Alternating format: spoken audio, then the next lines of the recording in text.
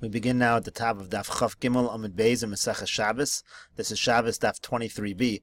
The Gemara just brought a brisa by Peah, trying to prove this concept that we're concerned about chshad, we're concerned about suspicion that people might suspect that a person didn't do a mitzvah properly. So by Peah, the mitzvah is lo sechala, a person at the end, when he's finished harvesting his field, he leaves off some Peah for the aniyim, and the brisa gave 4 reasons. First reason was gezel aniyim. You don't want to leave it in the middle of harvesting, because then maybe the balabayas will have a relative who's an ani, he's going to set it up that no one's going to be around, and he'll just essentially give the payah to his relative. Then the brisa continued, now the Gemara is explaining. Bittul aniyim. Another reason why we leave payah at the end is because of bittul aniyim. What does that mean? Shelo yehu aniyim yoshvin umeshamrin achshav meniach balabayas payah. We shouldn't have the aniyim sitting around and waiting, oh now or when is the balabayas going to leave this payah. We want them to know when the payah is going to be left, which is going to be at the end, so that they don't have to be mevatel themselves and waste their time waiting for the balabayas to leave the payah. Umipnei chshad, what does it mean because of suspicion? Shelo yiyu ovrin v'shavin omrim, that the people who pass by shouldn't say, Tavo ma'ara la'adam, a curse should come upon this person, shelo hiniach payah b'sadev, that he's not leaving payah in his field. Meaning, if a person was allowed to leave payah at any point in time, so then maybe the person left it earlier, and then when they come by at the end, they'll say, how come he's not leaving payah? They won't realize that he's already left the payah. And then finally the brisa says, Umishum bal techala, because of the isser in the Torah of lo sechala, that it says, the pasuk says, don't leave off at the end, don't leave off without leaving payah for the aniyim. So the Gemara says, what kind of reason is that? Atu kulu lav mishum bal techala ninu. Everything is coming from bal techala. The whole point of this brisa is that we leave it at the end. And why do we leave it at the end? So amarava mipnei haramoin. What the brisa means at the end is because of Ramoin, people who cheat. Rashi says, amarava mipnei haramoin ha'ovrin alo sechala v'omron kvar hinachnua. People might say, oh, we already left earlier. The same basic idea, just saying in here instead that maybe there are people actually are cheating on the mitzvah of payah. They're Ramoin, so we make it the Torah said you have to leave it at the end so people won't cheat and claim that they left it earlier. Gemara now continues at the 2 dots. Amar Rav Yitzchak bar Radifa. Rav Yitzchak bar Radifa says, Amar Rav Huna, in the name of Rav Huna, Ner sheyesh la shnei pios, if you have a candle with 2 mouths, Ola lebeis b'nei adam, it can count for 2 people for Chanukah candles. Rashi explains that in their neiros they used to have, they used to make them out of clay, out of pottery, and they had a cover on them. There were little holes at the side, so if you stick out the 2 wicks, 1 from each side, so then it can count for 2 people. Amar Rava says, Milei ka'ara shemen. Let's say a person filled a plate with oil, v'hikifa psilos, and he surrounds it with psilos, kafa alei kli. If he covers it with a kli, ola l'kama b'nei adam, it can count for many people. This is the same idea. The idea is if you cover it, you're keeping the wicks separate, so each wick can count for a separate person. Lo kafa alei kli, but if you didn't put a kli on top of it, asa kamin medura, then it's going to turn into basically a bonfire. Rashi explains what happens is all of the wicks move to the center, and they all burn together. In such a situation, it doesn't even count for 1 person because the wicks have to be independent. Gemara now continues at the 2 dots. Amar Rava says, Pshitali, it's obvious to me, Ner Beisov and Ner Chanukah. If a person only has enough oil to light either for Shabbos, that's Beisov for his house, or the Ner Chanukah, what comes first? Ner Beiso Adif Mishum Shalom Beiso. The Ner of his house should be first because that provides Shalom Bayis. That allows that the person's not sitting in darkness the whole Shabbos. Ner Beiso v'Kiddush Hayom. Let's say a person only has enough to have either the candles or do Kiddush. Ner Beiso Adif. So again, candles will take precedence. Mishum Shalom Beiso, because of Shalom Bayis. Boy Rava asked, Ner Chanukah v'Kiddush Hayom Mao. What if a person only had enough either for Ner Chanukah or Kiddush? What's the halacha? Kiddush Hayom Adif to Tadir.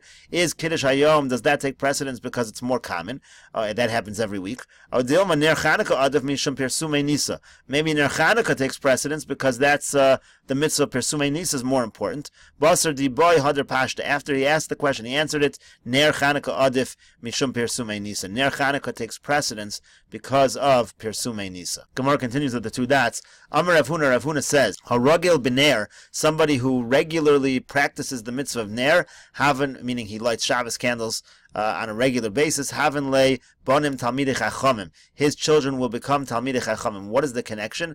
Rashi says, bonim talmidei chachamim dechsiv ki ner mitzvah Torah or al yedei ner mitzvah de Shabbos v'Chanukah ba'or de Torah. Here Rashi says we're not only talking about the candles of Shabbos, also the candles of Chanukah as well. They bring the or of Torah. Therefore, the person will have children who are talmidei chachamim. His here b'mezuzah, if a person is careful in the mitzvah of mezuzah, zochel ledira nai, he will have a nice dwelling, a nice house. His here b'tzitzis, if he's he's careful about tzitzis, zochel talis, he'll have a nice talis, he'll have nice clothing. His year bekiddush hayom, if he's careful when it comes to kiddush, zochel umamali garbe yayin, he'll amass a lot of wine. Rav Huna have a rugel have a cholif etani apischol de Rabbi Avin Nagra. So Rav Huna regularly used to pass by the door, pass by the house of Rav Avin, who was a woodcutter. Chazad to have a rugel b'shar gituv, and he noticed that he would on Shabbos he would light many candles. He was very careful about that mitzvah. Amar, he said, Shrei Gavre Rav Reve Nafke Mehacha. There are going to be two great men who descend from this person. Nafki Minayu, Rav Idi Baravin, Rav Chia Baravin. And indeed, that's what happened.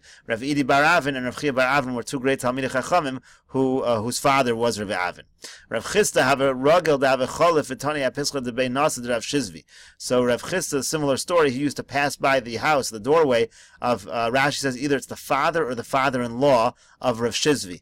Chaza to have a rugel b'shar gituva. The same thing. He saw that he was accustomed to lighting many candles in honor of Shabbos. Amar, he said, Gavra Rabba Nafak Me'ach, a great person will come from this man. Nafak Minayu Rav Shizvi, and indeed Rav Shizvi came from this person. The visu de Rav Yosef havis ma'achro medalekesla. The wife of Rav Yosef used to light, but she was a little late in lighting. She was a little delayed. Amar lo Rav Yosef said to her, Tanya, we learned in a brisa, lo yomish amud ha'anan yomam v'amud ha'esh laila. When the Bnei Yisrael traveled in the wilderness, they would have a cloud of glory during the day and a pillar of fire at night. Melamid she'amud anan mashlim la'amud ha'esh v'amud ha'esh mashlim la'amud ha'anan. The idea of the pasuk is that one would go right into the next. So you'd have the cloud, and then when the cloud would leave, immediately the flame would come. So he was trying to tell her, when daytime ends, when it's time for Shabbos to start, really the fire has to be ready immediately. So Savra La'akduma. So then she thought, well, let me light then a little early. Rashi says, La'akduma be'ora yom gadol, when it's still really right during the heart of the day, instead of doing it right as Shabbos enters. So Amar Allah, he said, Amar Allah hu Sabbath. So a certain elder said to her, Tanina, we learned in the Mishnah, Uvilvad shelo yakdim v'shelo ya'acher. You shouldn't really do it too early, and you shouldn't really do it too late. You should do it at the right time. Rashi here says, Tanina, Shona Ani, I learned, meaning it's not, normally Tanina means a Mishnah, but here it's a reference to what the elder is saying that he learned and that he was teaching. The Gemara now continues at the two dots. Amar Rava says, the Rochim Rabbanan, someone who has mercy on the Rabbanan, Havelei Banin Rabbanan, his children will be Rabbanan. The Moge Rabbanan, someone who honors the Rabbanan, Havelei Chasan Vasa Rabbanan, then his son-in-laws will be Rabbanan. The Dochame Rabbanan, someone who is in awe, in fear of the Rabbanan, who Gufe Havitzur B'mei Rabbanan, he himself will become a Talmud Chacham, V'ilav Bar Hachayu. Now, if he's not somebody who has the capability, Rashi says, who doesn't regularly learn Torah, so he can't become a Tzur B'mei Rabbanan, Mishtaman Milei Ketzur B'mei Rabbanan. Nevertheless, his words will be listened to. People will pay attention to him in the same way that they pay attention to a Tzur B'mei Rabbanan. The Gemara continues at the two dots. V'lo b'shemen sreifa v'chula. One of the things you can't use on Shabbos for lighting candles is shemen sreifa. My shemen sreifa. What is shemen sreifa? Amar Rabba says shemen shel truma shenitma. It refers to oil that is made of truma that became tummy. Now the halacha is that truma that becomes tummy needs to be burned. So the Mishnah is essentially saying you can't use that shemen, even though you're supposed to burn it. You can't burn it for light on Shabbos. V'amai karu la shemen sreifa. Why is it called shemen sreifa? Hoel v'la sreifa. Omed, since it's something that is set, it's designated to be burned. Over Shabbos, my time alone. Why can't you use this on Shabbos? Mitoch shemitzvah olav levara. Because since it's a mitzvah to destroy this, to burn this, gezeira shemayat. We're afraid. We make a decree. Maybe he'll tilt the candle a little bit to try to get it to burn a little faster because he wants to perform the mitzvah. So since we're afraid of that, therefore we don't allow him to use shemen sreifa on Shabbos. Amar le Abai said Elameyata, but if that's the case, be Yontiv lishtri, then on Yontiv where there's no problem of tilting the flame, so then you should be allowed to use shemen sreifa. Alamatanan. So why does it say in the Mishnah ein madlikin v'shemen sreifa b'yontiv that you're not allowed to use shemen sreifa on Yontiv? Gezeira. So the Gemara answers Gezeira Yontiv atu Shabbos. You're correct. Really on Yontiv it shouldn't be a problem, but we make a decree on Yontiv because of Shabbos. People get confused between Yontiv and Shabbos. If they see that you're using shemen sreifa on Yontiv, they'll think you can use it on Shabbos also. Rav Chisda says a different answer. L'shem yata lo chayshin, and we're not worried that you're going to tilt the candle when it comes to the shemen sreifa. That's not the issue. Elahacha b'yontiv shechol liyos erev Shabbos haskinan. What we're actually talking about over here is that Friday was a Yontiv. So Friday was a Yontiv, l'fisha ein sarf and kachim b'yontiv. You're not allowed to light kachim on Yontiv, and therefore we're trying to say you can't have shemen sreifa you can't use Shemen Sreif on Shabbos if you're going to be lighting that candle on Erev Shabbos, which happens to be Yontif.